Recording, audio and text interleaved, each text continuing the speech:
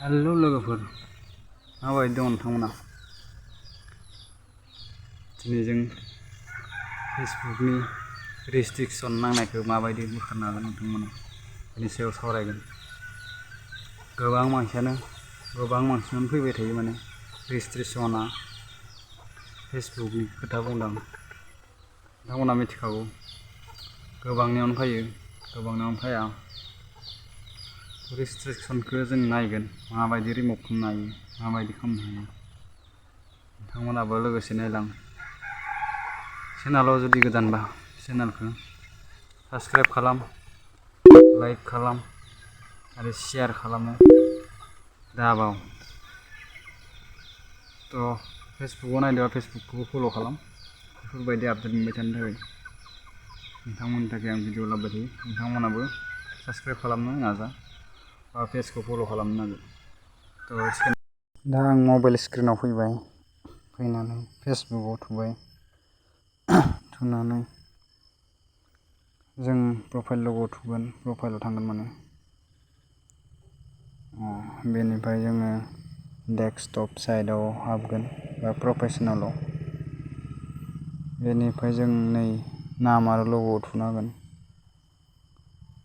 थुनानै प्रफेसनेल स्टेटासआव थुगोन। बेनिफ्राय पेज रिकमेन्डेसनाव थुगोन। बेनिफ्राय नै नुबाय मोननै स्ट्रिक दं आंनियाव। नोंथांमोननाव बेबायदि दं खोमा। दा आं लास्टआव थुबाय।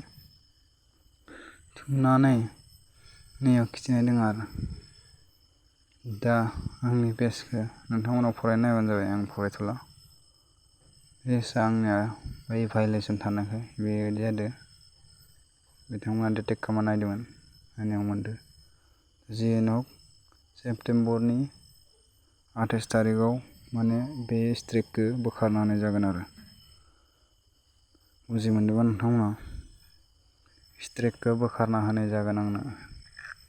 होमबासो रिकमेन्डेसन मोनफिननो हानाय। दा नै मोनसे दंबावो सायावबो, बेखौबो नाय, बेयाव मा खिथियो।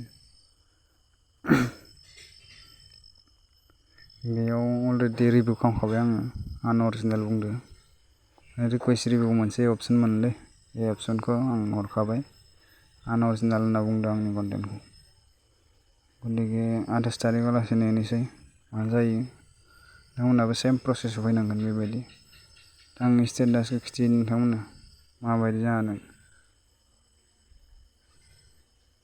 बेनिफ्राय नै इउर पेज इज रेस्ट्रिक्ट, बेनो सेम प्रसेसआव फैफिनबाय आं। बेबायदि नुनो हादों नोंथांमोना। माने सासपेन्ड खालामखायो आरो न' रिकमेन्डेसन। मनिटाइजेसन जादोंबा मनिटाइजेसनखौ फाइनालि नुमारबाय नोंथांमोना माबायदि रेस्ट्रिक्सनखौ बोखारो। स्क्रिनाव नुखाबाय जानो हागौ, आंबो बावैसो खिथिबाय। रेस्ट्रिक्सना आंनिया बेबायदि फैना दंमोन माने सेप्तेम्बरनि लास्टआव जागोन होननानै रिमुभ जालाङो हारसिंनो। बेखौ रावबो माने रिपर्ट खालामबाबो माबा खालामबाबो रावबो हाया माने। फेसबुकआल'सो अनलि हायो। टिमा नोंथांमोना मिथिखाबाय। रावबो हाया बेसेबांनो रिपर्ट हो, गुबुन इउटुबारफोरा बुंगोन रिपर्ट होनांगौ, माबा होनांगौ, खिन्थु जाया बे। माया खै थारिखआव जोबनायाव अपसन दंखायोना, बेयाव नुखायो खै थारिखआव जोबगोन।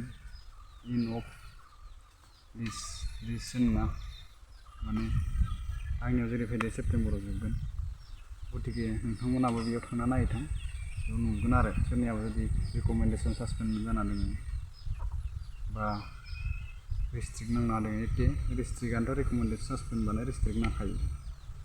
गाइडलाइनखौ नोंथांमोना मोजाङै फल' खालाम, गाइडलाइननि थाखाय फैयो बे।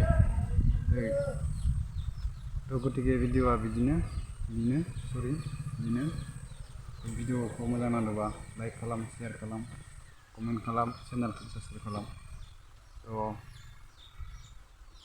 नेक्स्ट भिडिअ नोंथांमोनखौ थाबैनो लोगो मोनगोन होननानै आसा खालामबाय। गोजोन्थों।